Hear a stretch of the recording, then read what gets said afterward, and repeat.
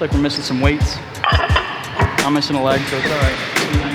Hey guys, how's it going? Will Curtis here at the BPI Sports Training Facility. Gonna hit some chest with my girlfriend, Brooke. All right, first up we have flat bench press. Just took my pre-workout 15 minutes ago. Had my 1 more rep pre mixed with my pump formula, and I'm really feeling it now. Let's get into it.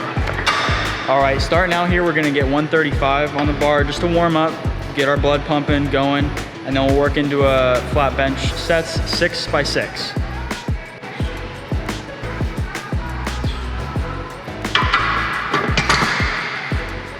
So starting out, reason being we're doing 6 by 6. We're not trying to build volume generally, we're trying to build some strength in this version of the workout just to make sure that we're keeping our bench press up. Wanna make sure during the movement that you're squeezing that middle chest at the top to get that really good muscle contraction. So jumping right into my sets here, I'm gonna be doing 225 for 6. It's about 60% of my max, which will be a good strength building sets. Going into bench, you wanna make sure that you have a good stance and that your back is set properly. That's the main thing that I see wrong with benching. If you're not doing it right fundamentally, you're not gonna get your weight up. When you're doing that movement, you wanna make sure that you're really targeting and focusing on the middle of your chest, at the top squeezing, and at the bottom doing a little pause, making sure you're controlling it all the way down, not just throwing around the weight. We're trying to gain strength here. We're not trying to just look pretty in the gym. So when you're bench pressing, you wanna make sure you have a really good base, and that obviously being your back, and then your leg drive is a really big key factor in getting a good bench press in. Now for me, it took me a little bit of adjusting to get this to where I was still getting that leg drive. So what I did to maximize on that is I would even work my hamstring in this leg to make sure that I could still keep up with this leg to get that same leg drive going up. The reason I do incline on the machine, the Smith machine, over free weights is just because it gives you, I mean, you don't want to look like that guy that tore his pec off. That scared me too much. So I've been doing Smith machine for a while, and it really forces you to tuck your elbows in, gives you a safe and effective bench press, which you don't want to cause any injuries. So it's really good. I can do about the same on incline, relatively speaking, on flat, but to get a good strength and volume exercise, I'll go less heavy on this, and I'll really focus on the contraction and stretching that upper pectoral muscle, because I'm not trying to show off on this, I'm trying to build the muscle for when I'm on stage. When doing incline, I'm gonna do a little more reps than on flat bench. On flat bench, we were doing 6 by 6. This, I'll probably be doing about 3 sets of 12, just to really maximize on getting that blood flow where we want it to be. Really squeezing at the top, getting that blood flow there, working, down slow, controlling the bar, stretch, and squeezing on the way up. Making sure to tuck those elbows a little bit so you don't cause any injuries while still getting the muscle working correctly. There we go. So as you notice, I was just really focusing on that upper pec muscle, really trying to get the blood flow going there. You don't wanna be showing off on this exercise. One, you can cause a major injury to you, which you don't want, and then you're out of the gym. So you wanna do a proper weight for yourself and one that's really gonna benefit you. Really squeezing, just like last time. Want the bar to be hitting that upper chest. Get that stretch and squeeze, elbows in. So main thing when we're doing these exercises, like I said before, is preventing that injury by keeping your elbows in. On chest, you can show off all you want on flat bench, but where the real gains come is on these exercises like incline, decline, and working that middle chest on some flies that'll really get that chest to develop. All right, now moving over, we're gonna do some cable flies. Now with cable flies, you do not wanna go heavy whatsoever. You really need to focus on that stretch and the contraction, just like you were doing over there on the incline Smith machine. Reason being, your shoulders are very susceptible to damage when you're going out this far with a higher weight. But you still want to do something that's going to benefit you, which is why we do cable flies. On these, we're going for higher reps. Don't need a lot of weight on, like I said before. And you're just getting a good squeeze right here in the middle. Just like that. Squeezing at the bottom, stretching, squeezing, getting that blood flow going. And if you have a workout partner, tell them to squeeze your hand right here. Get a good squeeze. Good. You want them to squeeze their hands so they're smushing your hand, so then you get a better contraction at the bottom.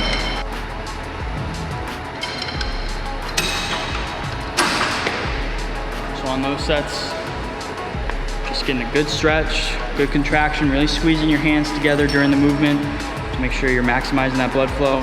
Just got our sets done on the cable flies. Now we're gonna move over to the press machine over here. Now we're gonna do this a little differently just to make sure that we're targeting a different part of our chest.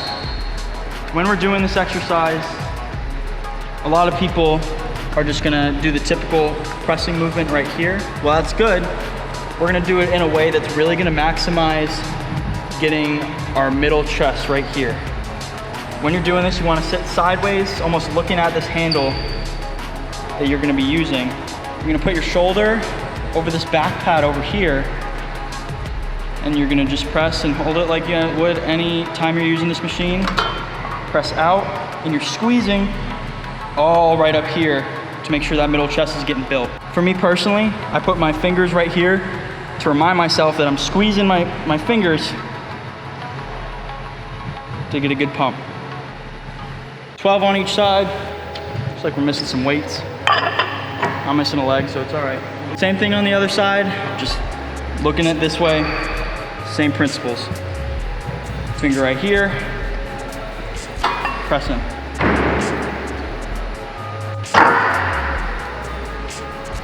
Now for that, we're just gonna get 3 sets of 12 on each side. So the main focus of that is, like I said before, just flexing your chest, the middle of your chest, to make sure that you're getting that separation. That'll look great. Moving on, we're gonna be going into shoulders. I always do my chest and shoulders same day. It's just what I found best, and it's different than your typical chest and tri day, so you're not working in the same mix with the same people fighting over machines. First up, we're just gonna have our typical lateral raises. I typically do these with a cable. These, I don't really go too heavy on because it's more about how much range of motion you can get in your shoulders, as well as I put one foot forward ahead and one behind, so then it's more even when I go out to the side. On these, I'll do 12 on each side for about 3 sets. All right, moving along in our shoulder workout, we're gonna get some rear delt action here. For these, you can use cables if you don't have a machine like this to get that same movement and mimic it. It'll get the same job done. I just have this because I like the pad right here to really focus on working my rear delts. On these, I do 3 sets of 12. Moving on to the last exercise for our chest and shoulder day, we're gonna be going over to the dumbbell area, and it's called 6 ways. Now, I leave this for last because it burns and it works. Now, with this exercise, you can choose any bench you like, but pick a weight that you are more than comfortable doing. For me, it'd be about 10 pounds, just something that I'm able to control, but I'm able to really squeeze and get a good contraction on. Starting out with this exercise, you're gonna have both your legs very close together. You're gonna bring them out in a lateral way, together, and then up over your head. You're gonna go back down, hold, out, and back down. That's gonna be 1. You're gonna be shooting for 12 reps in this circuit. You're gonna be doing this for about 3 sets, and you probably won't wanna do any more after you get done with those 3. Last one.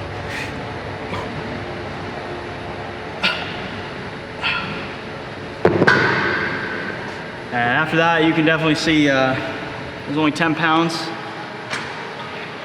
You won't want to go up any higher. What's that tattoo say, man? This is Jeremiah 29:11. I got this tatted after my amputation. This one right here is the date of the accident. And then 3 of my buddies have this one on where I got my leg amputated, but this is for a house that they lost in the Bahamas in that bad storm. So that's gonna finish up our workout today. Typically, I'll end it off with about 30 minutes of cardio, and then I'll do about 5-10 minutes of abs every other day. This would probably be one of the days that I just get it done with, just because it's one of my quicker workouts.